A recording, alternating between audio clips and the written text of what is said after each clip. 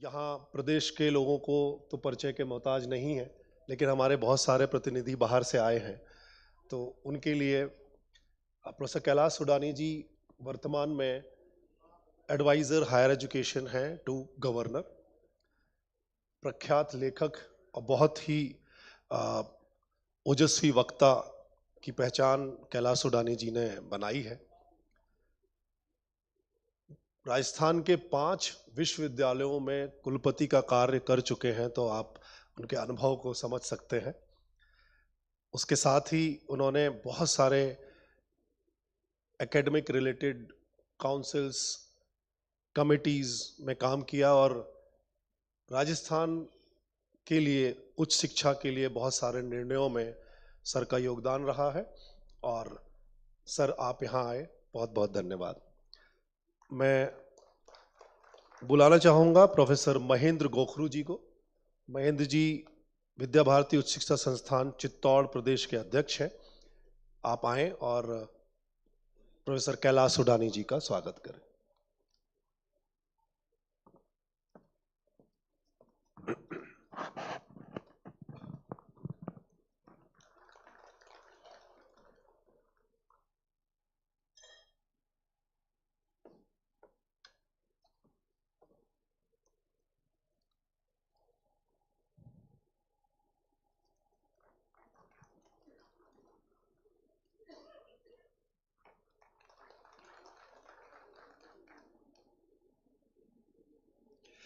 Now I will invite Dr. Shashi Ranjan Akela ji.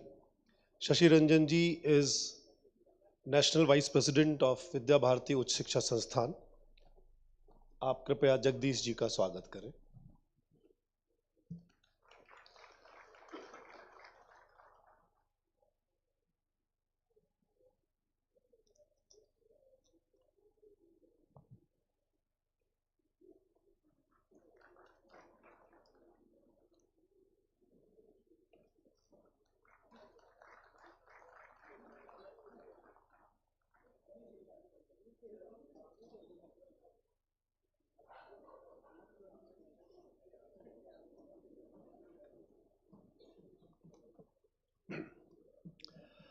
As we all know, the Viksit Bharat Shiksha Adhishtan Bill 2025, which is a major reform in higher education.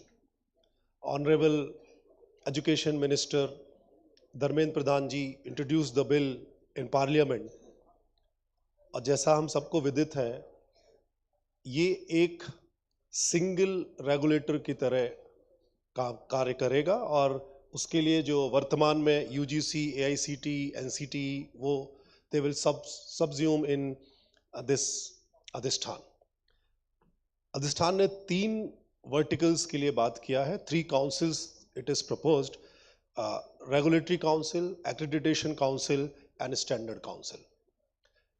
परिचर्चा चल रही है, bill अभी JPC में है, but इससे related बहुत सारे चीज़ें, बहुत सारे हमारे दिमाग में प्रश्न हो सकते हैं और जानकारी, तो उसके लिए ये सत्र का आयोजन किया है। मैं आमंत्रित करना चाहूँगा हमारे सत्र के अध्यक्ष प्रोफेसर कैलाश सुडानी जी को, कृपया कार्यक्रम का आगे संचालन करें। धन्यवाद।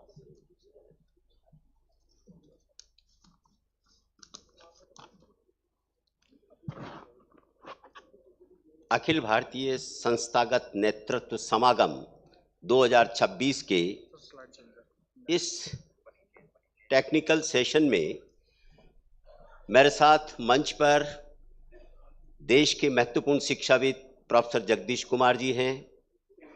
मेरे सामने भी देश के ख्याति प्राप्त विद्वान, कुलपतिगण, शिक्षक साथी मौजूद हैं।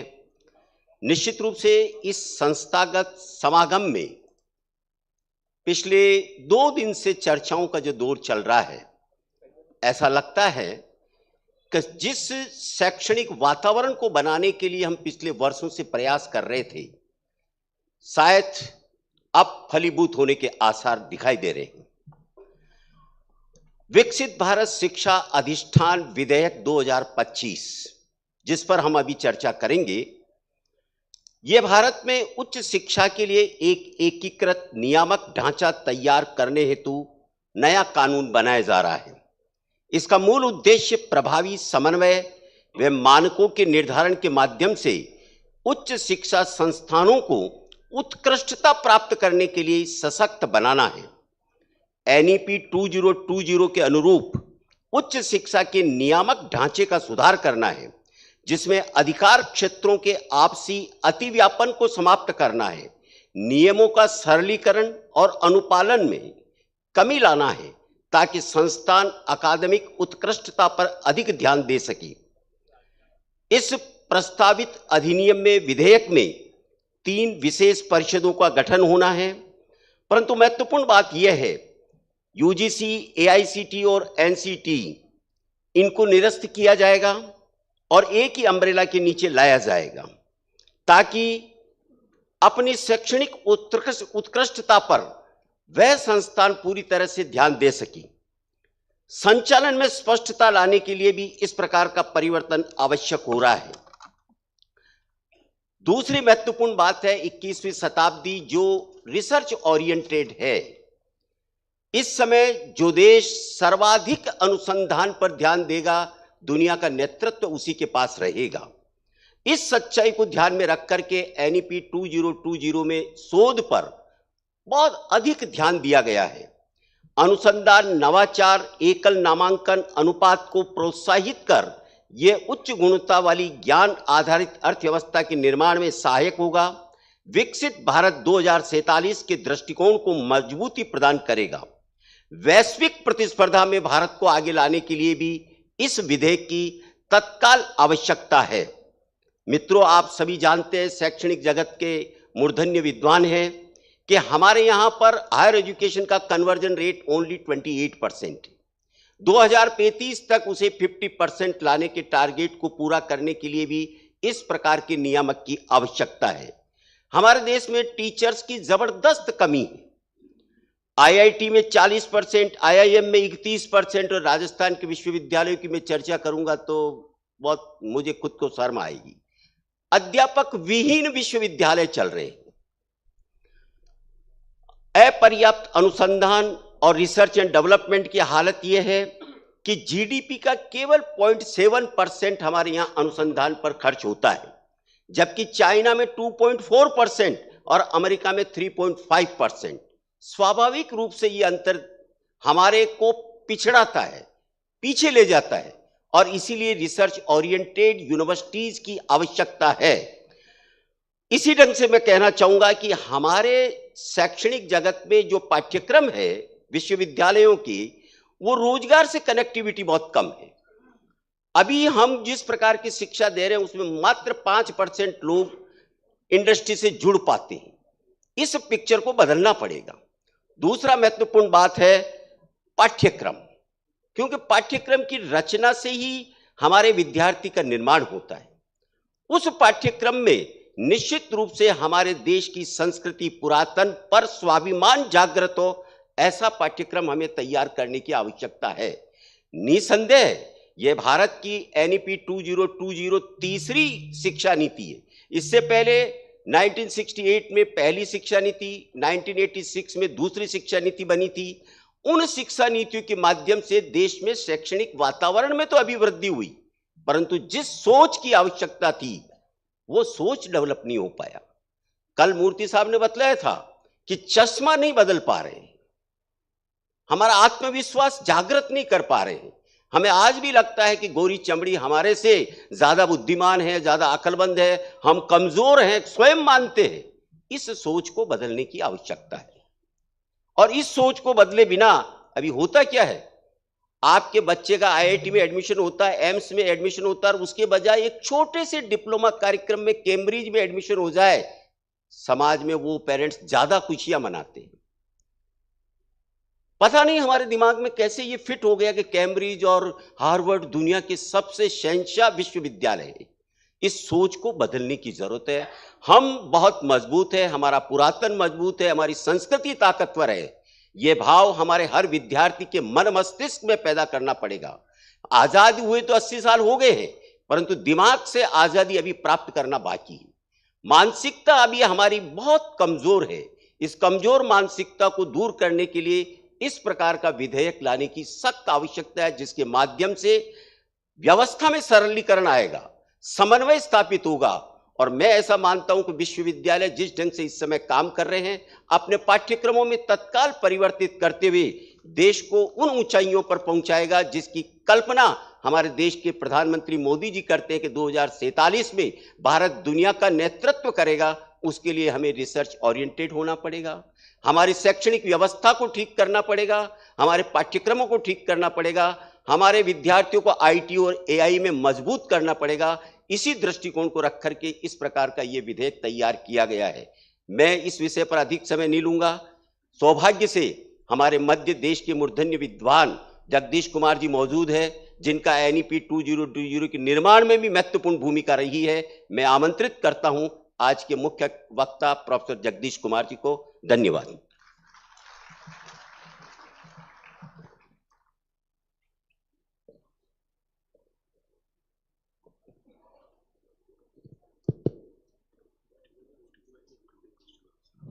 Okay.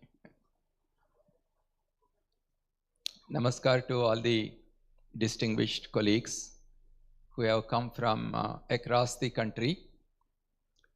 I see so many senior administrators, faculty members, and students in the audience. Friends, I'll be speaking for some time on Vikasit Bharat Shiksha Adhishtan, and then I will also take the questions and answers. The purpose of making this presentation is twofold. One is to understand the objectives for which we are setting up Vikasit Bharat Shiksha Adhishtan, have greater clarity about its objectives, and two, to go back to our institutions and amplify the objectives of Vikasit Bharat Adhishtan. Because I see that many academicians, the stakeholders may have doubts about the purpose of Vikasit Bharat Adhishtan itself. So therefore, you have to be the torch bearers. When you go back to your institutions, if you are a head of institution, please ensure that you have a meeting with all your faculty and the academic unit heads and discuss about the objectives and the structure of Vikasit Bharat Adhishtan.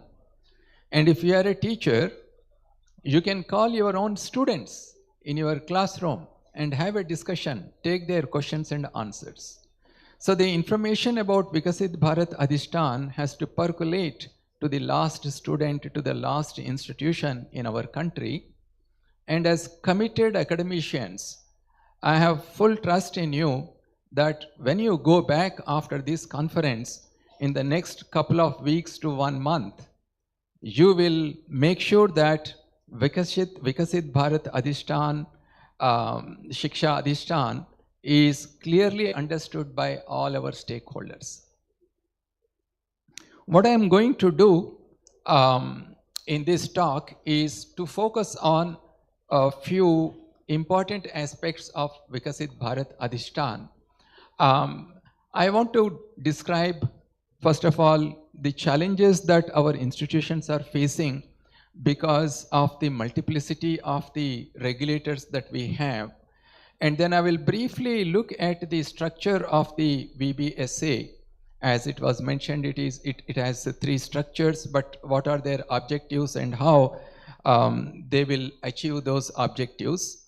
And then I will also look at some of the concerns raised in the media by other stakeholders across the country. And we will discuss how safeguards are built into this VBSA bill so that the regulatory system that we have in our country after VBSA bill is passed in the parliament, it will be completely transparent, it will maintain federal balance, and it will provide graded autonomy to our institutions, and accountability is built into the entire process. Let me also tell you that this is a historic reform in independent India. So far, such a large-scale reform has never been taken up to bring together major regulators of our higher education system. And as you already know that almost every week one new university is being set up in our country. And we have more than 65,000 colleges across the country. So when we want to regulate the higher education, the first question that comes to our mind is, why do we want to regulate at all? Why can't we leave it just open? Let everybody do what they want to do. The primary objective of regulation is to protect the student interests. That is the major reason why we want to regulate the higher education, so that our higher educational institutions focus on providing quality education, and they also function in such a way, in such a transparent way, that there is public trust in the functioning of our higher educational institutions. But however, we have multiple regulators. We have more than 22 or 23 regulators in our country. And that is causing a lot of challenges to our institutions in terms of providing data, duplication of the many things that the regulators ask our institutions to do. And then there is a huge compliance burden from multiple regulators. Therefore, the institutions are not in a position to actually focus on the major functions for which they are set up. That is providing high quality education and building appropriate research ecosystem in our educational institutions. That is the reason why, as NEP 2020 has mentioned, once VBSA comes, you will see a regulatory system which is more a facilitator than interfering with the institutional functioning, in day-to-day functioning of the institutions. And that's the reason why we say that light but tight regulation is what we mean.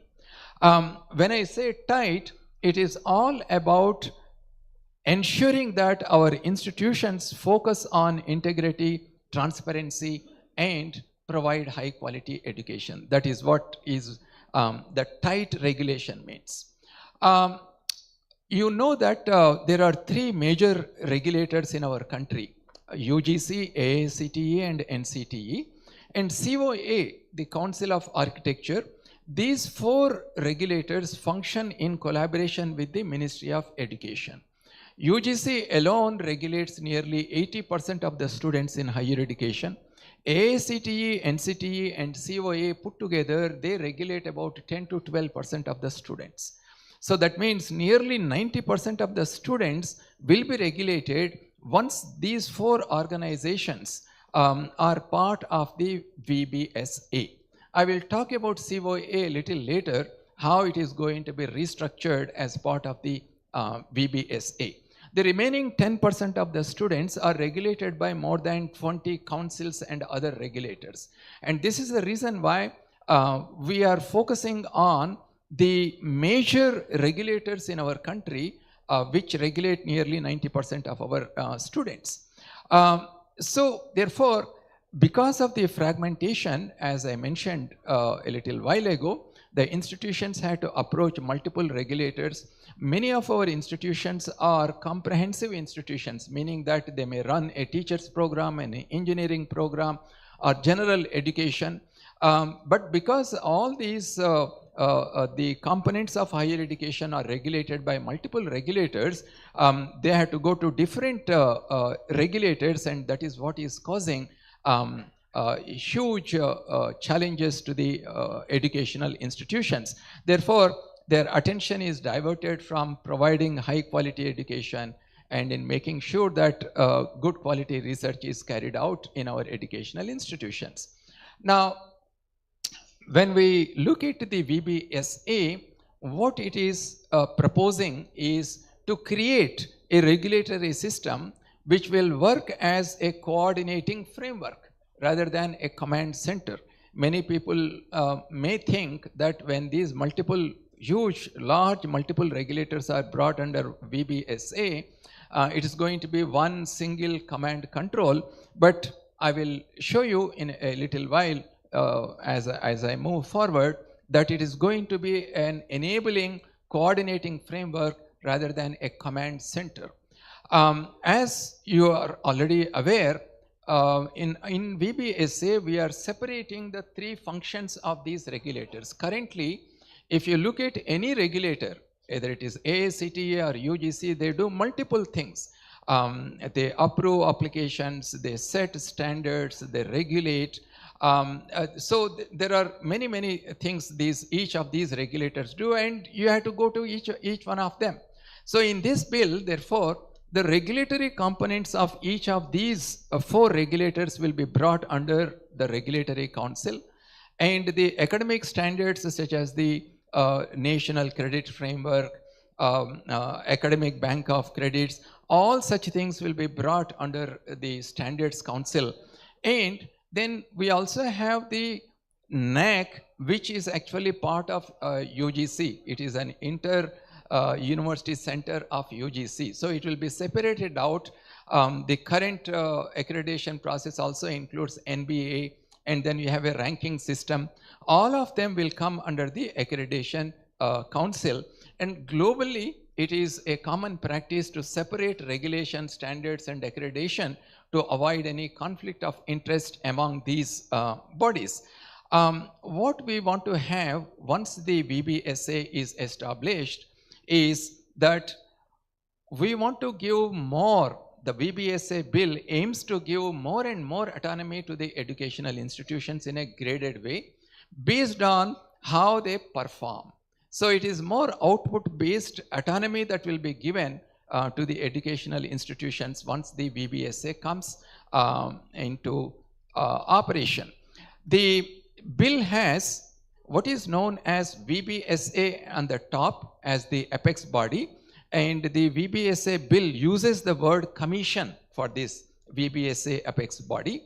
And under this apex body, you have three independent councils: the regulatory council, the accreditation council, and the standards council. And as I have mentioned, each of these councils have very clear-cut responsibilities so that there is no conflict of interest among them. So this is how the structure looks like. You have the commission, which has a non-executive chairperson plus 12 members. And then there are three distinct verticals. One is called the regulatory council, the other one is called accreditation council, and the third one is called the standards council. And each one of them will have a president who is a full-time president and 14 members. So I will, as an example, I will just show you the commission composition and one council composition. So you can see here that the ex officio members will be the presidents of each of those councils, and the secretary of the Department of Higher Education also will be ex officio. And what is important here is that for the first time, the commission will consist of 2 academicians coming from the state higher educational institutions. Currently, you don't have any such representation at all. And then there are 5 eminent experts. It could be academicians, it could be industry experts, it could be policy experts. So you will have 5 eminent experts as part of this commission. So what does this commission do?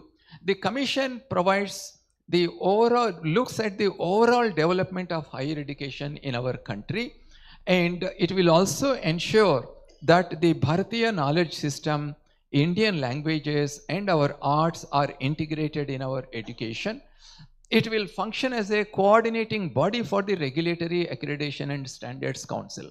It will not be functioning as an ordering body. It is not a central controlling body, but it is a coordinating body for the 3 regulators. And the funding will not be available with the 3 councils. All the funding will be available with the commission, and the commission will then provide the funding requirement. Whatever the councils have, the commission will provide. And it will also advise the central and state governments on matters referred to it. Let me look at, as an example, the regulatory council composition. So it has a full-time member, 2 eminent academicians as full-time members and 1 president as full-time. And now if you look at the composition of each of these councils, it will be similar. So 1 academician from state HEI, which is very good. It will be more participative. We can take the inputs from the state universities also. And 1 person from the COA and 3 academicians from INIs. For the first time in our country, all the INIs will also be part of the VBSA, and the best practices that are part of these INI structures can actually be learned by making them part of this council. And then there will be a state government nominee by rotation, and the rest. Now, you may say that we have so many states and you have only 1 state nominee or UT by rotation basis, but depending on the need, the special invitees can be brought in from the states and union territories, so that all the decisions that we take are collaborative rather than decided only by 1 state or 2 states. Now, the regulatory council will work as a single window oversight.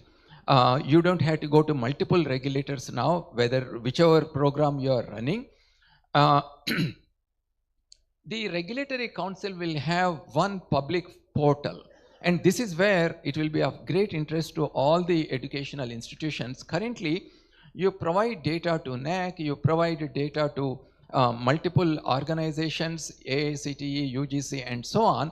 But now regulatory council will maintain 1 single digital public platform where all the data will be provided by the higher educational institutions mandatorily. And any other body which requires data will access the data from here instead of asking the educational institutions multiple times. And this is also important because there is going to be mandatory public disclosure of information about the educational institutions on this public portal, including audited finances of the educational institutions had to be uploaded here. So because the data is coming from 1 single source, the decisions can be made by decreasing any kind of discretion. Now, this data will also be used to provide graded autonomy to the educational institutions.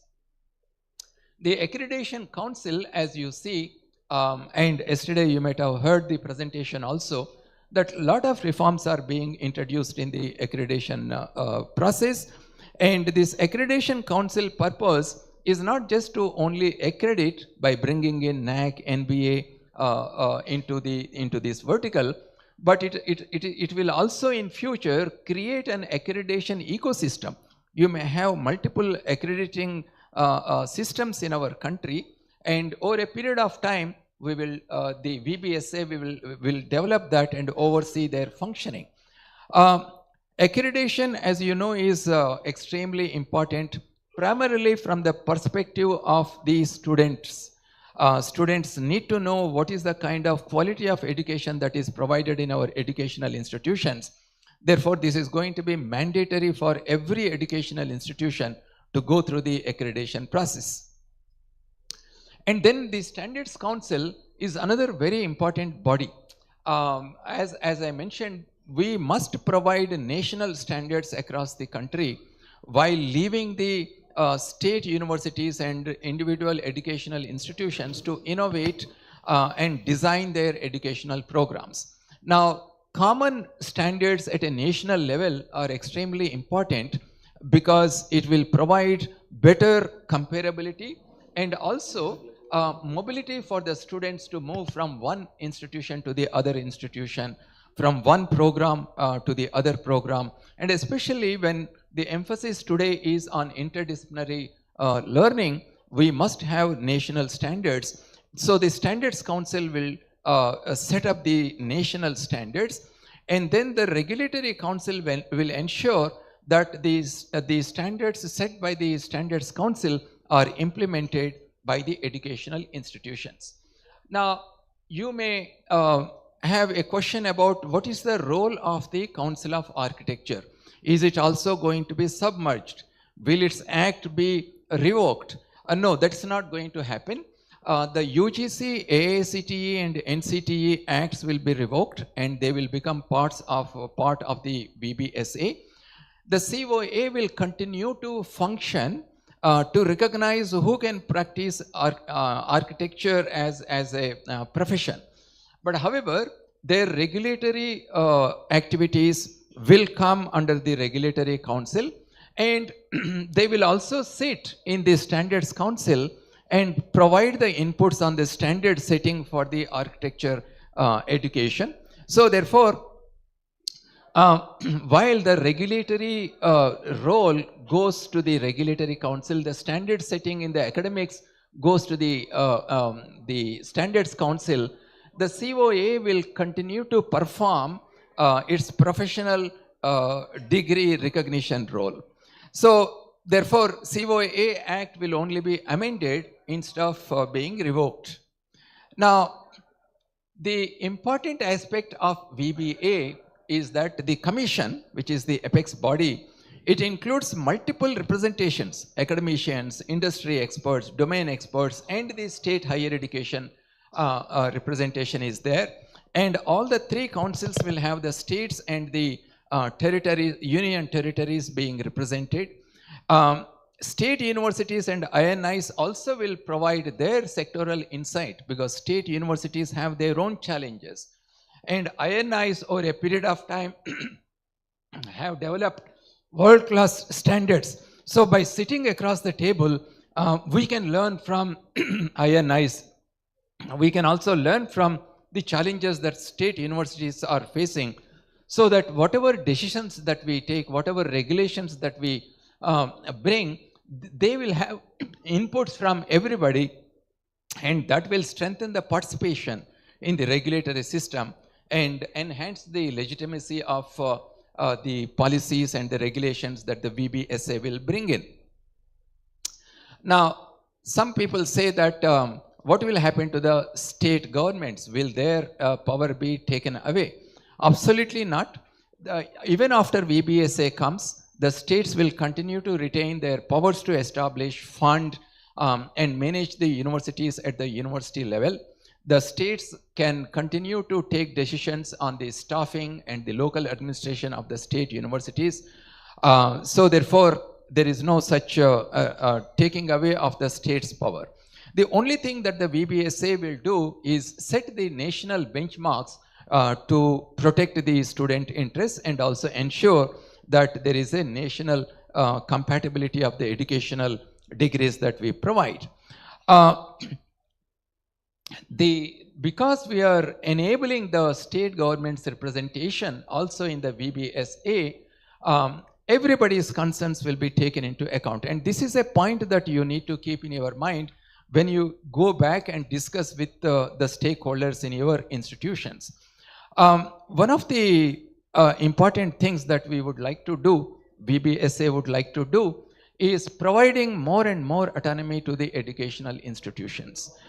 You know that higher education can flourish only when more autonomy, more independence is given to the institutions along with the accountability. Therefore, well-performing institutions, they will have only lighter monitoring and few repeated approvals. You don't have to come back to VBSA again and again for approvals. And the institutions, what will happen? Will VBSA decide the syllabus for all the universities? Will VBSA tell you, you do this or you do not do that? Absolutely not. The institutions will have their complete autonomy. The existing academic bodies within the institutions will continue to design the curriculum, research, and the internal governance of the institutions. As I said, INIs for the first time are coming on board VBSA. Some people may have concerns saying that INIs have enjoyed so much of autonomy. Once they come into VBSA, will that autonomy will be curbed?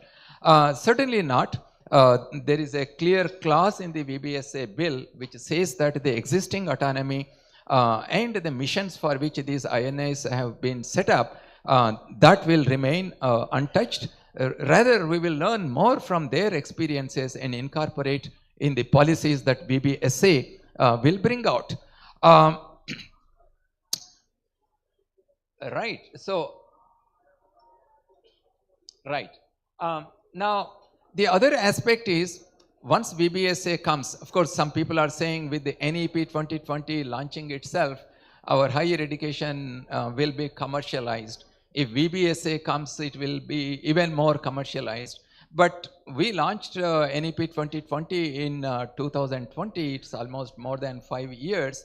There is nothing like commercializing the higher education. In fact, the access to higher education, either by providing schemes like Vidya Lakshmi, or by providing multiple entry, multiple exit schemes. And there are so many other schemes, reforms that we have been introducing. The access to higher education has increased. In fact, the GER also is going up year after year. So there is no question of any commercialization of the higher education once VBA comes, especially because all the higher educational institutions have to now publicly, mandatorily disclose all the finances related to their educational institutions. So as a public stakeholder on Regulatory Council portal, you can actually institution-wise institution, you can check what is the revenue generated by the institute, where this revenue is invested. Is it invested for creating better facilities for the students, research ecosystem? Everything you can actually see. So when public disclosure is made, the accountability will come. But if there are any oversights, if any institution is not following the regulations and the frameworks of the institution in terms of the public disclosure, the regulator will take appropriate action. So as I said, the protecting student interests is the primary objective of regulation. So therefore, public disclosure is one thing which will enhance the student confidence in the educational institutions. And then the accreditation reports also will provide inputs to the students to see which institution is better suited for their objectives. And for the first time, VBSA also makes it necessary that you collect the feedback from the students, student feedback, and that will become part of the accreditation. And similarly, the grievance redressal systems also have to be strengthened in all the educational institutions. When you go back and tell the students about VBSA, please emphasize on these two things, that for the first time, student feedback becomes an important component for the recognition and accreditation and evaluation of these institutions. And similarly, the grievance redressal is a mandatory thing for the educational institutions. When VBSA bill was passed, the media started asking, no, now VBSA has these penalties. You can penalize 75 lakhs, you can penalize 2 crores. But the penalty part is only a small component of the VBSA. The penalties are meant for those educational institutions which mislead the students or violate the norms and frameworks set by the VBSA. The penalties and whatever deterrent actions that we take against the educational institutions must be viewed as protecting the interests of the students. So there is nobody who opposes protecting the interests of the students. That is how it should be viewed. And it's only in rare cases that when the institutions fail to implement the due processes, they will be penalized. So therefore, let's not give too much of emphasis on these penalties. It's only one of the components of the VBSA. Now, what will happen? The VBSA regulations and frameworks, when they are announced, it will be ensured that they remain subordinate rules of our Constitution and the Parent Act, the VBSA Bill 2025. The whatever regulations and frameworks that are brought by VBSA will be a kind of roundtable consultation, representation from states and sectoral experts will be there. So what is required for us is that this VBSA, which is a result of a consultative pathway, as you know, VBSA bill is currently with the JPC, Joint Parliamentary Committee, and the Joint Parliamentary Committee is expected to give its recommendations by the first day of the monsoon session, and then the recommendations will be presented hopefully in the monsoon session. So it's a consultative pathway which is bringing out this VBSA, and within the VBSA itself, as you have seen, that the entire thing is a consultative process by taking the inputs from different stakeholders. Therefore, all of us can be confident that it will provide legitimacy to the decisions taken by the VBSA. There are a couple of public concerns that are raised in the media. I would like to present before you those concerns.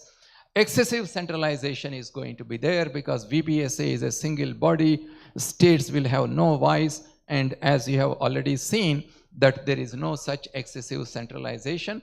It is more participative in nature because the states and state universities also will be part of this. And the nomenclature, some people are saying, why Vikasit Bharat Shiksha Adhishtan?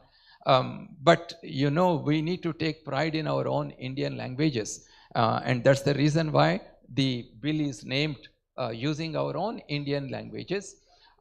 So the fee pressures and commercial incentives for the institutions will not be there because everything has to be publicly disclosed. And if any institution is using their revenues for any commercial purposes, that can be detected and appropriate action can be taken.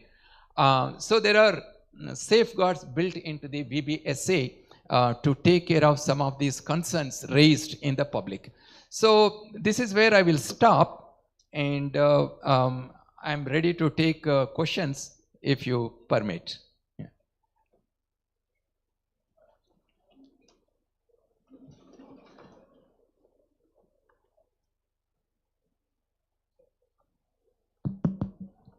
So if anybody wants to ask a question, maybe the microphone can be passed on. Sir, I am ND Mathur, Vice Chancellor of Vivekananda Global University.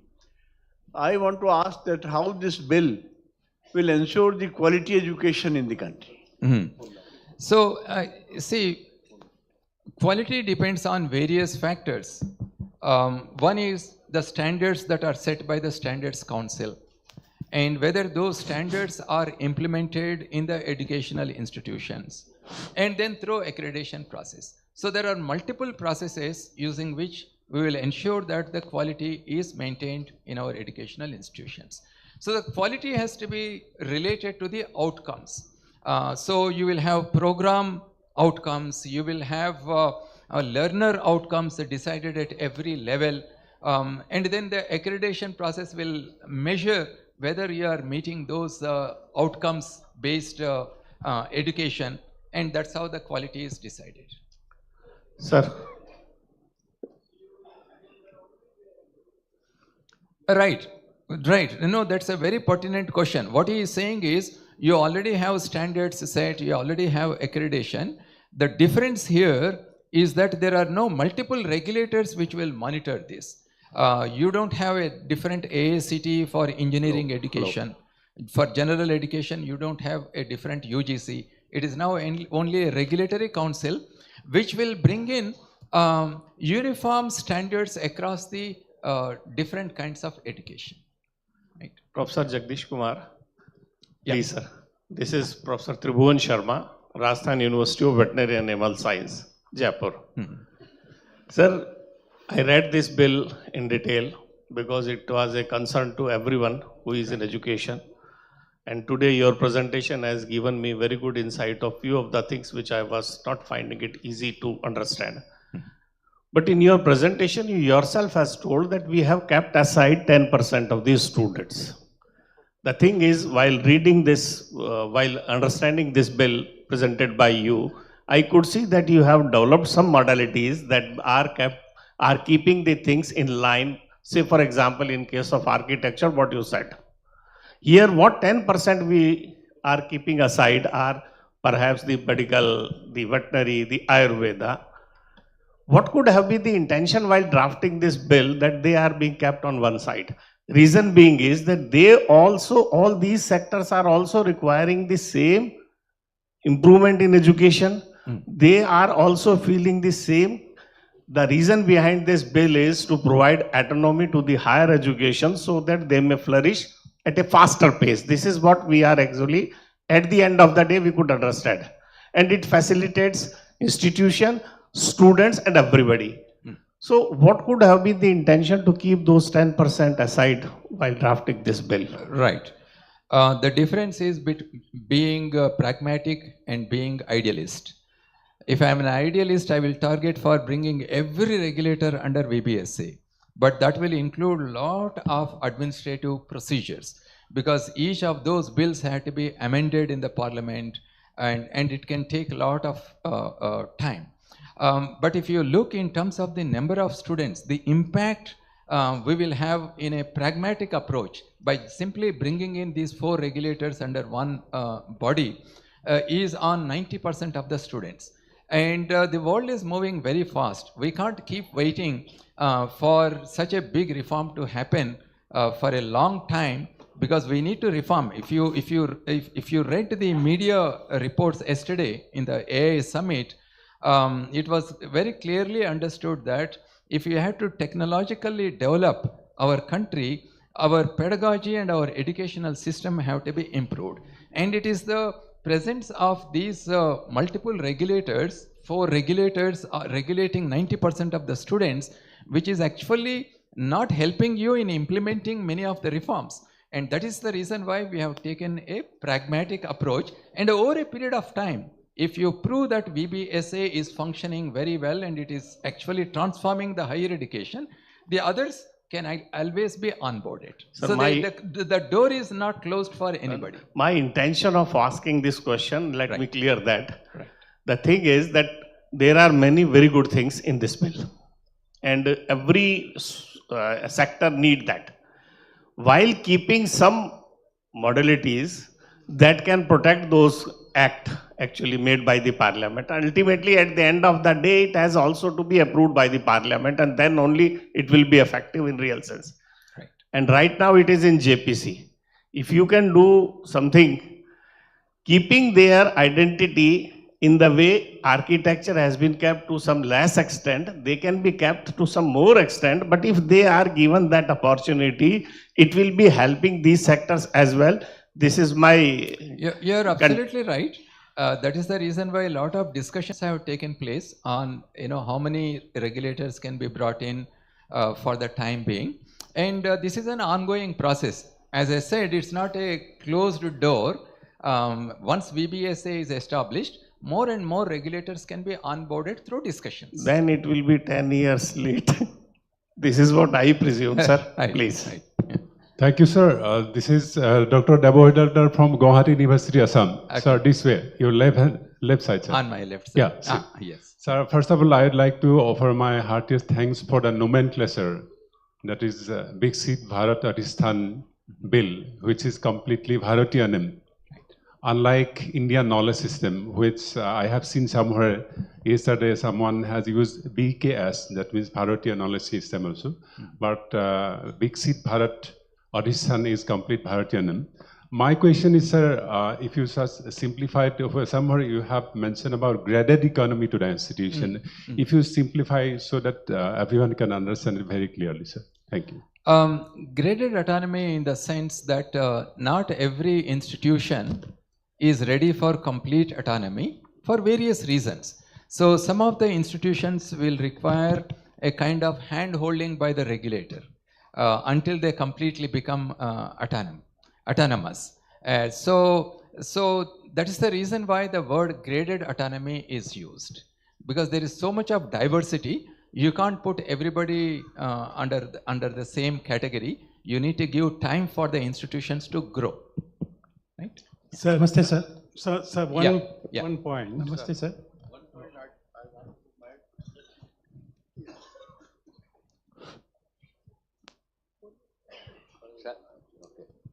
Namaste, Right. sir. Meanwhile, yeah, go Sir, ahead. One particular thing you said about the pragmatism.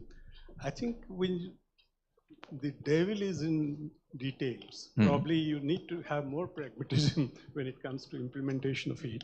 What I'm just talking about is there is a shortfall in HEIs all over the country, just like the president told about the faculty. That shortfall or that inadequacies, if they run into the current VB Viksit Bharat, how do we handle that? Second thing, there is a widespread opinion about the NEP 2020, the pedagogical depth and the innovation that ought to have taken, that hasn't come up. This is the other thing, and autonomy.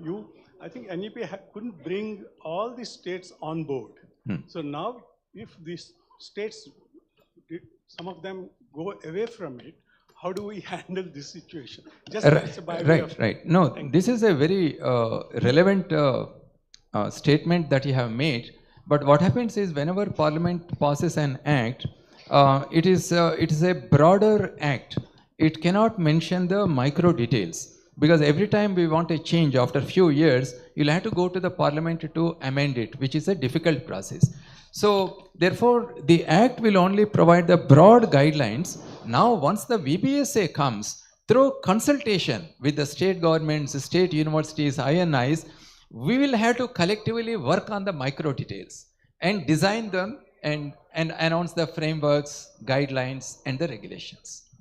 Namaste, sir. Hello. Yeah. Namaste, sir. I am Professor Nixon, Mizoram University again. Now it is working. Yeah. मेरा एक suggestion है. Go ahead. I think there are two microphones. From Mizoram University here? Yeah. Please go ahead. Sir पहले तो sir ministry UGC को पैसे देते थे, UGC university लोग को पैसे देते हैं. नाउ सर विद दिस विकसित भारत शिक्षा अधिष्ठान, what will be the role of this अधिष्ठान in terms of funding of educational institutes, sir? Right. क्या रोल रहेगा sir? Right. So this is another very important question. You see, after the 12th plan ended in 2017, UGC stopped giving any funding to the colleges and universities, small research grants. So now after VBSA comes, the VBSA will not have any funding facility with it. It will not fund the universities and colleges. And this is deliberately done because globally, all funding decisions are away from the regulators. Funding is done by a different organization. The another question that many of the colleagues ask is in NEP 2020, when the HECI was mentioned, it mentioned 4 verticals. One of the verticals is a funding vertical. But in VBSA, why is that there is no funding vertical? We have to remember that funding for research is done by several ministries, not just only Ministry of Education. There are more than 10 or 15 ministries which fund, including defense and other organizations. So therefore, the government has taken a decision to create Anusandhan National Research Foundation. So ANRF will provide the funding for the research, and it is not part of the VBSA. So to answer your question, there will be no funding from VBSA. Right. Okay, good afternoon, sir. This side. Yeah. Sir, as Professor Surani has also quoted, most of the institutions are lacking with the number of faculty or the infrastructure, or some are even teacher vihin, jo sir ne quote kiya. So does this bill have any stringent, पहले भी हमारे पास guidelines रही कि this should be faculty student ratio, but हम उनको implement नहीं कर पाए. Even UGC का 1:12 का ratio, whatever it is, and pan India we are lacking on this front actually. तो कुछ इस front पे regulations are fine, they will be updated from time to time. But what about infrastructure? जो हमारी विकसित भारत की तरफ जाने की यात्रा है, उसमें वो इंफ्रा हम दे पाएंगे क्या, जिससे वो विकसित भारत की तरफ जा पाएं? तो ऐसा सब एडवाइजरी रहेगा अगेन, या there will be some stringent implementations of these measures in front of infrastructure? See, there are two things in your question. One is the infrastructure funding. The other one is the faculty recruitment. Now, the state universities are established by the state governments. So therefore, it becomes their responsibility to ensure, because finances are involved with the appointment of the teachers. So it becomes the responsibility of the state universities. And similarly, for infrastructure, the central government has certain schemes such as PM Usha scheme, through which infrastructure funding can be done to the state universities. But it is also the responsibility of the state universities to provide appropriate funding, because it is they who are establishing the state universities. So you can expect some extent of funding from the center, but the primary responsibility of recruitment and infrastructural development lies with the state governments. Sir, this is Professor Sanjeev Sonavane. Yeah. Please let me talk now. Sir, I have some positive comment. I am Dr. G.K. Sinha, veterinary doctor, qualified, attached to a college, attached to a veterinary college here. Right. Now, you see what difficulty, what we feel that many colleges. Now, in your lecture, you said that there are 65,000 colleges. Right. Of arts, science, engineering, veterinary, medical, and arts college and all that. They are existing in the country. And you see, this also includes medical, veterinary, engineering, and all that. Right. Now, the things we are facing in the college is lack of faculty.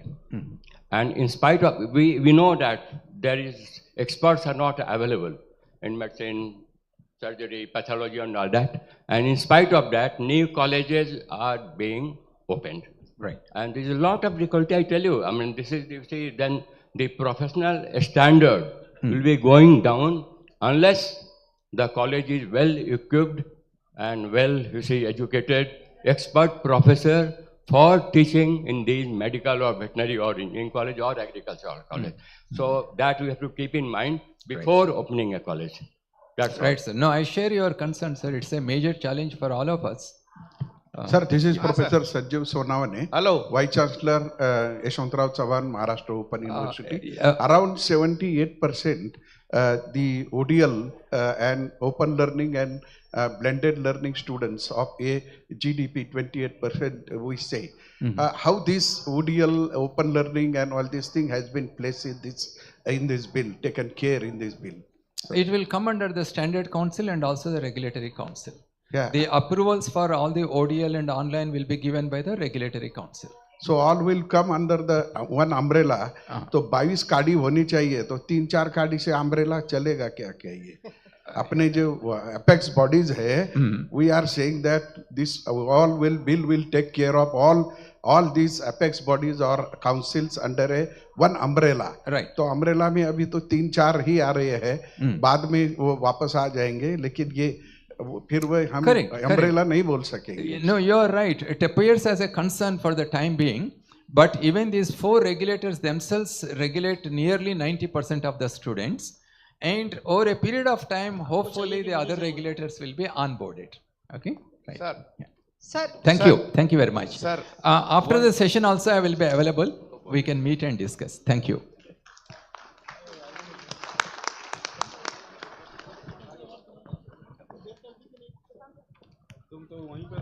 आज के इस भव्य और गरिमामय तकनीकी समारोह में मैं professor Jagdish Kumar ji का हार्दिक आभार व्यक्त करता हूं, पर अवसर का लाभ उठाते हुए मैं भी एक बात कहना चाहूंगा, क्योंकि आप और साथ में जो मेरे सामने बैठे हैं, जैसे कैलाश जी बैठे, राष्ट्रीय अध्यक्ष मूर्ति जी बैठे हैं, भारत सरकार का एजुकेशन पर इस समय 2.6 बजट खर्च होता है। एनईपी में इसे 6% तक ले जाने की अपेक्षा रखी गई है। तो जब ये परसेंटेज बढ़े तो मेरा एक रिक्वेस्ट है, इस समय 94% स्टूडेंट्स स्टेट यूनिवर्सिटीज में पढ़ते हैं और 6% सेंट्रल ऑर्गेनाइजेशंस में पढ़ते हैं। पैसा स्टेट में 6% आता है और उन पर 94 खर्च होता है। थोड़ा सा इसको ठीक करने की जरूरत है। एक तरफ स्मार्ट क्लासरूम में बच्चा पढ़ रहा है और एक तरफ की तो आप दर्दनाक कहानी को सुन ही नहीं सकते हैं। दूसरा, मेरे शिक्षक साथी चूंकि भारतवर्ष से आए हुए हैं, मैं जिस यूनिवर्सिटी में रहा हूं वहां एक बात हमेशा कहता हूं कि हमारे देश की सबसे बड़ी कमजोरी जो है वो है नेशनलिटी की कमी। इस सभागार में जितने लोग बैठे हैं, हमारे में ये राष्ट्रीयता कहां से आई? हम ऐसे ऑर्गेनाइजेशन से जुड़े हुए हैं जहां पर प्रतिदिन इस बात की चर्चा होती है, इस बात का बौद्धिक होता है, और उस बौद्धिक को लगातार सुनने की वजह से हमारे दिमाग थोड़े ठीक हुए हैं। भारत के 33 करोड़ विद्यार्थी हैं जिनका दिमाग ठीक करना है, जिनकी राष्ट्रीयता को जगाना है, और उस जगाने के लिए मेरा निवेदन है, क्योंकि इसी राष्ट्रीयता के अभाव से ये भारतवर्ष का जो नक्शा आप देख रहे हो ना, इससे पहले अफगानिस्तान, ईरान, पाकिस्तान, बांग्लादेश तो खैर अभी हुए, श्रीलंका, नेपाल, सब कुछ भारत था। ये क्यों बिखरता गया, क्यों टूटता गया? केवल एकमात्र कारण, सैकड़ों वर्षों की गुलामी ने हमारी राष्ट्रीयता को कमजोर कर दिया। हजारों वर्ष पहले हमारी राष्ट्रीयता बहुत अखंड थी, वही राष्ट्रीयता पुनः लाने की आवश्यकता है। इसके लिए मेरा मानना है कि रिस्पॉन्सिबल ओनली शिक्षक है, क्योंकि वो हमारे पास 10, 15, 20 साल तक रहता है। और मेरे भी अध्यापक साथियों से निवेदन करता हूं मैं हमेशा कि यार सप्ताह में 5 दिन तो फिजिक्स, केमिस्ट्री, मैनेजमेंट पढ़ाओ आप, पर एक दिन कहीं ना कहीं वीर सावरकर, महाराणा प्रताप और शिवाजी भी पढ़ाना पड़ेगा। बच्चे को बताना पड़ेगा कि रामायण और महाभारत के वो प्रसंग सुनाने पड़ेंगे जिससे उसके मन में गर्व का अनुभव हो। अभी थोड़ा गर्व कमजोर है। कल उन्होंने नहीं बताया हमारे मूर्ति साहब ने कि आज का बच्चा अभी भी वो क्या बोलते हैं ना, मैं तो नाम ही भूल जाऊं, पिज्जा और बर्गर में ज्यादा विश्वास करने लग गया और कचौरी समोसे के बजाय। ये सोच का अभाव है और कोई तकलीफ नहीं इसमें। इसलिए इस सोच को बदलने की रिस्पॉन्सिबिलिटी शिक्षक को लेनी पड़ेगी। और अगर हमने तय कर लिया तो मान करके चलो कि ये 2047 का सपना तो आप 2037 में ही पूरा कर दोगे। मैं एक बार पुनः इस भव्य समारोह के लिए आयोजकों का भी आभार व्यक्त करता हूं और श्रोता जो इस सभागार में बैठे हैं उन सब का भी आभार व्यक्त करता हूं। धन्यवाद। जय हिंद।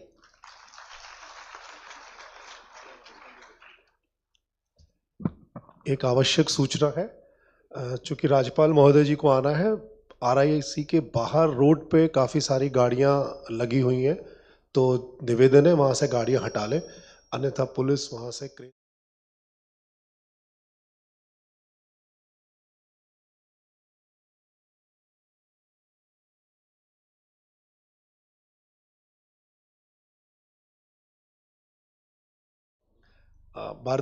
विद्या भारती उच्च शिक्षा संस्थान ने इस वर्ष एक नया प्रकल्प शुरू किया था, भारत बौद्धिक्स, जिसमें करीब 68,000 बच्चों ने पार्टिसिपेट किया। उनका पुरस्कार वितरण के लिए मैं राजकिशोर जी को आमंत्रित करता हूं।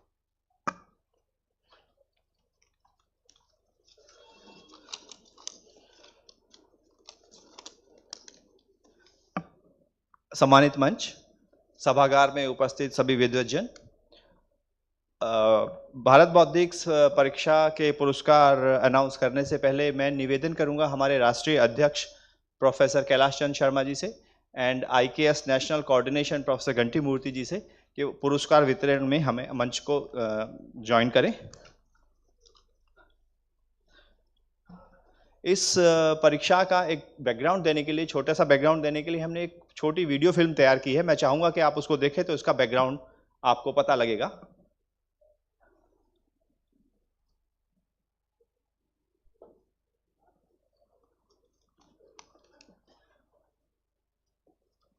भारत बौद्धिक्स भारतीय ज्ञान प्रणालियों पर आधारित एक राष्ट्रीय स्तर की परीक्षा है जिसका आयोजन विद्या भारती उच्च शिक्षा संस्थान द्वारा किया गया। ये परीक्षा नेशनल एजुकेशन पॉलिसी NEP के अनुरूप देश के उच्च शिक्षा संस्थानों में आयोजित की गई। इस परीक्षा की अवधारणा राष्ट्रीय संस्थागत नेतृत्व समागम इंदौर 2023 में पहली बार प्रस्तुत की गई। विचार स्पष्ट था, भारतीय ज्ञान को केवल चर्चा तक सीमित न रखकर उसे औपचारिक मूल्यांकन का हिस्सा बनाना। यही से भारत बौद्धिक्स परीक्षा का स्वरूप तय हुआ। ये यात्रा परीक्षा से शुरू नहीं हुई, ये शुरू हुई पुस्तकों से, क्योंकि बिना प्रमाणिक सामग्री के कोई भी शैक्षणिक प्रयास संभव नहीं होता। इसी सोच के साथ विद्या भारती उच्च शिक्षा संस्थान ने 21 शैक्षणिक पुस्तकें तैयार की, विज्ञान, कला और सामाजिक विज्ञान विषयों पर। ये पुस्तकें हिंदी और अंग्रेजी दोनों भाषाओं में उपलब्ध हैं और भारतीय ज्ञान प्रणालियों के विषय विशेषज्ञों द्वारा समीक्षित और प्रमाणित की गई हैं। इन पुस्तकों का विमोचन वर्ष 2025 में दिल्ली विश्वविद्यालय में हुआ और ये कार्य यही नहीं रुका। नई पुस्तकें लगातार विकसित की जा रही हैं। शिक्षा में ज्ञान का महत्व तभी स्थापित होता है जब उसका मूल्यांकन हो। इसीलिए भारत बौद्धिक्स को एक संरचित ऑफलाइन परीक्षा के रूप में आयोजित किया गया, जहां रटने की क्षमता नहीं बल्कि सोच और समझ को परखा गया। परीक्षा 2 घंटे की थी और कुल 100 अंकों की थी। प्रश्न पत्र में कुल 180 बहुविकल्पीय प्रश्न थे। 60 प्रश्न विज्ञान से, 60 प्रश्न कला से और 60 प्रश्न सामाजिक विज्ञान से। विद्यार्थियों को इनमें से किसी भी 80 प्रश्नों के उत्तर देने थे, एक ही विषय से या तीनों विषयों के संयोजन से। इसके साथ एक अनिवार्य वर्णनात्मक प्रश्न भी था, जो तार्किक और विश्लेषणात्मक सोच को परखता है। भारत बौद्धिक्स परीक्षा को जटिल नहीं बल्कि कॉलेज की सामान्य परीक्षा जैसा रखा गया। परीक्षा के दिन विद्यार्थी अपनी कॉलेज पहचान पत्र या वैध फोटो पहचान के आधार पर सीधे परीक्षा में शामिल हुए। इस परीक्षा में देश भर से व्यापक और गहरी सहभागिता देखने को मिली। उत्तर से दक्षिण, पूर्व से पश्चिम, शहरों से लेकर दूर दराज के क्षेत्रों तक उच्च शिक्षा संस्थानों ने इस परीक्षा को अपने परिसरों में आयोजित किया। 350 से अधिक संस्थानों ने इस प्रयास में भाग लिया और लगभग 70,000 विद्यार्थियों ने पंजीकरण कराया। कई स्थानों पर विद्यार्थियों ने लंबी दूरी तय की, तो कई जगह प्राकृतिक कठिनाइयों का सामना किया। उत्तराखंड के बर्फ से ढके सीमावर्ती क्षेत्रों में, जहां तापमान 0 से नीचे था, करीब 60 विद्यार्थी बर्फ के बीच से होकर परीक्षा केंद्र तक पहुंचे और परीक्षा दी। ये केवल संख्या की कहानी नहीं थी, ये उस विश्वास की कहानी थी जो विद्यार्थियों और संस्थानों ने भारत बौद्धिक्स परीक्षा पर दिखाया। ये सहभागिता साफ संकेत देती है कि भारत बौद्धिक्स एक विचार मात्र नहीं बल्कि एक स्वीकृत शैक्षणिक वास्तविकता है।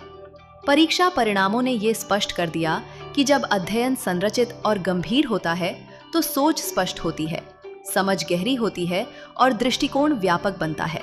भारत बौद्धिक्स परीक्षा का मूल्यांकन 3 स्तरों पर किया गया।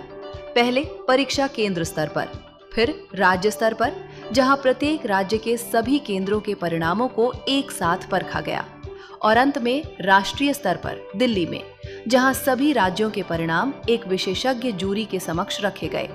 जूरी की स्वीकृति के बाद ही अंतिम परिणाम तय किए गए और अब घोषित किए जाएंगे।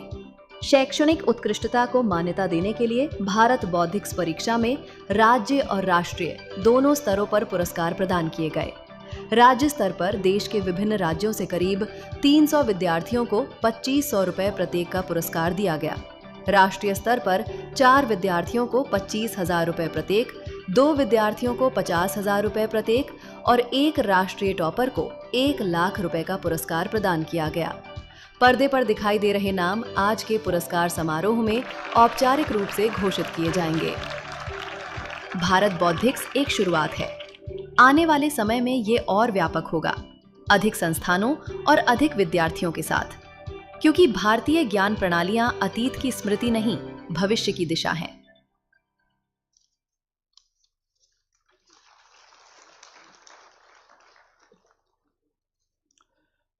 धन्यवाद। मैं सम्मानित मंच से निवेदन करूंगा कि वह अपने कर कमलों से जो बच्चों को पुरस्कार दिया जाना है उनका प्रोत्साहन और उनका सम्मान करें। यह परीक्षा किसी भी मायने में साधारण नहीं रही। इसका मूल्यांकन 3 स्तर पर किया गया। सो जो बच्चे यहाँ पर आए हैं, हम इंश्योर कर सकते हैं कि उनको भारतीय ज्ञान परंपरा पर आधारित जो ज्ञान है उसकी अच्छी नॉलेज है। तो उनके प्रोत्साहन के लिए मैं हाउस से भी चाहूँगा कि बच्चों का उत्साहवर्धन करने के लिए समय समय पर तालियां बजाते रहें। धन्यवाद। 25,000 के 4 प्राइजेस हैं। जो पहले कैंडिडेट हैं मेघा जैन, जो राजस्थान से ही हैं। Megha Jain.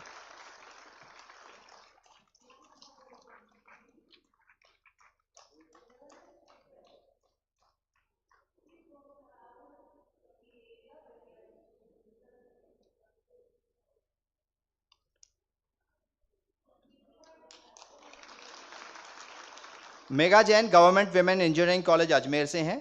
She is a student of BTech computer science second year. उनके स्पेशल अचीवमेंट्स हैं secured 92.8% marks in class 12th and rank second in first year of graduation. दूसरे कैंडिडेट हैं स्वराली साठे। स्वराली डेक्कन कॉलेज से हैं। She is a post graduate student in research institute Pune. इनका course है MA Sanskrit and lexicography. She is a first year student. जो इनके achievement हैं, she has written and presented 2 research papers on national level and state level and received second prize in state level and national level also.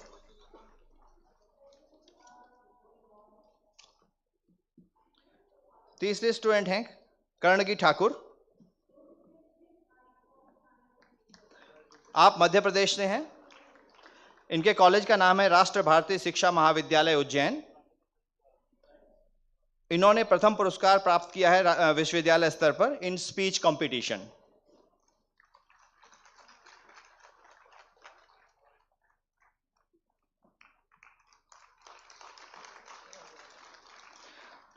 चौथे विद्यार्थी हैं गौरव कोहली। ये दिल्ली विश्वविद्यालय के Hindu college के छात्र हैं। BA ऑनर्स में अध्ययन कर रहे हैं पॉलिटिकल साइंस में। इनके अचीवमेंट्स हैं, he is recognised as a youth icon by ministry of youth affairs and sports, national presenter at VBYLD 2026, national winner at writing competition organized by CEE India and youth and young reporter for the environment.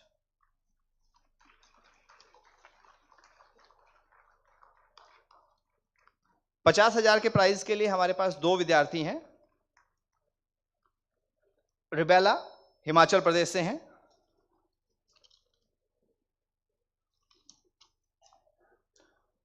रिबेला Sardar Patel university से हैं, मंडी। इन्होंने BSc के बाद अब MSc में admission लिया है, MSc integrated in physics 4th year programme. She has secured 95.6% in class 12th and honored with Inspire Fellowship.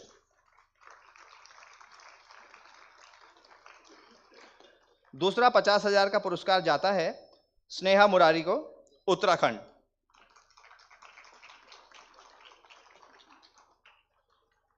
ये DSB कैंपस में कुमाऊं यूनिवर्सिटी में अध्ययन कर रही हैं, नैनीताल में।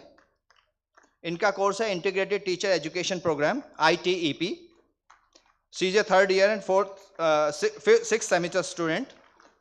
हर achievement is she has secured 87% in class 12th and इनका कॉलेज रहा सरदार पटेल यूनिवर्सिटी मंडी।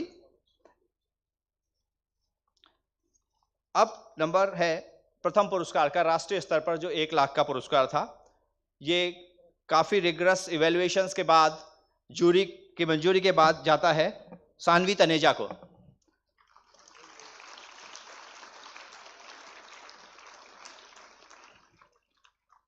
ये सभी candidate were outstanding in their interactions, interviews and the evaluations. She is from ITS college Mohan Nagar, Ghaziabad. Her course is BBA first year. She has got 97% marks in 12th CBSE. Honored with Principal's Award at Queen Global International School for Academic Excellence. She received Utkarsh Chhatra Samman Pratik Award by Shri Lakshman Das Gupta Charitable Trust for outstanding performance in class 12th CBSE. इन सभी बच्चों के उत्साहवर्धन के लिए हम चाहेंगे इनके साथ एक ग्रुप फोटो हो जाए और आपसे अपेक्षा है कि अपने करतल ध्वनि से इनका स्वागत करें ताकि बच्चों को आगे।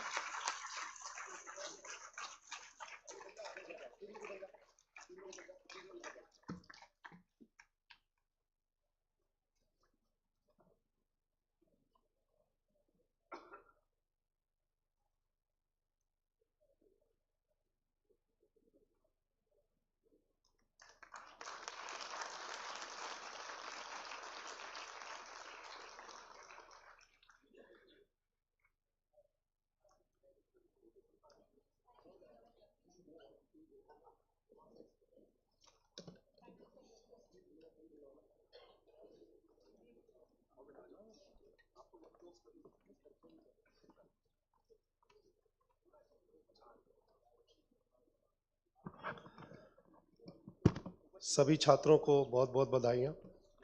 समय की बाध्यता है, इसलिए सूक्ष्म रूप में हमारे जो राजस्थान के तीनों प्रांत के कार्यकारिणी के सदस्य, उनका एक सूक्ष्म रूप से परिचय करा था। संजय जी, जितना जल्दी संभव हो कृपया प्लीज।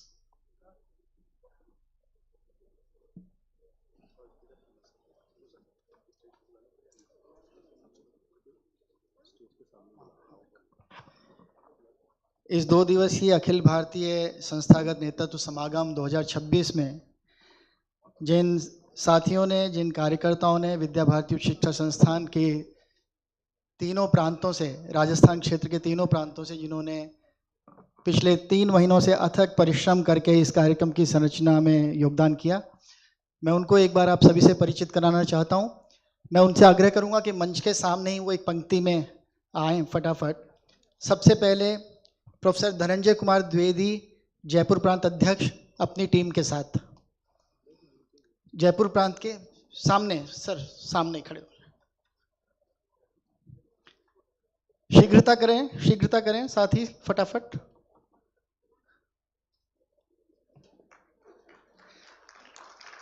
जोरदार तालियों के साथ आप इनका उत्साहवर्धन करें। ये जो भी 2 दिन की जो व्यवस्था आप देख रहे हैं, उसमें इन साथियों का बहुत ही योगदान रहा है।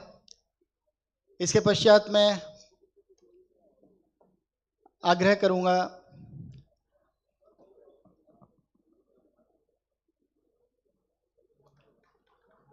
शीघ्रता करें जी, धन्यवाद। प्रोफेसर महेंद्र गोखरू, अध्यक्ष चित्तौड़ प्रांत। प्रोफेसर गोखरू अपनी टीम के साथ पधारें। तालियों से इनका उत्साहवर्धन करें।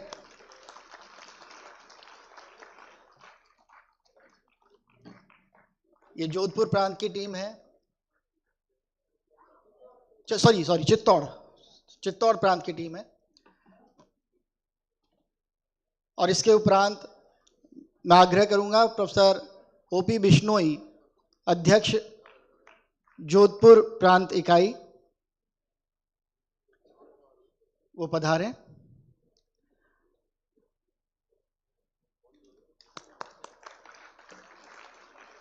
और इस प्रकार ये तीनों प्रांत इकाइयों से आपका परिचय कराया। मैं डॉक्टर संजय शर्मा, क्षेत्र संयोजक, विद्या भारती उच्च शिक्षण संस्थान, आप सभी का धन्यवाद करता हूं। धन्यवाद संजय जी। अगला कार्यक्रम, उसकी तैयारियां ऑलरेडी शुरू हो चुकी हैं, तो इस सत्र को समाप्त करने से पहले मैं आभार व्यक्त करना चाहता हूं हमारे दोनों अतिथि महोदय, अध्यक्ष कैलाश जी और हमारे मुख्य वक्ता जगदीश जी का। उसके साथ ही हमारे सारे सभागार में उपस्थित लोगों का भी धन्यवाद। आप सब लोग आए, बहुत सारे प्रश्न थे, बहुत सारे क्वेश्चंस का आंसर हुआ, बाकी ऑफ द लाइन डिस्कस करेंगे। सभी को बहुत बहुत धन्यवाद। अगले कार्यक्रम के लिए सबसे निवेदन है 3:45 तक वापस आए। 4 बजे ठीक कार्यक्रम शुरू होगा। राज्यपाल जी निकल चुके हैं, तो सभी से निवेदन है कि 3:45 तक हम लोग वापस सभागार में उपस्थित। धन्यवाद।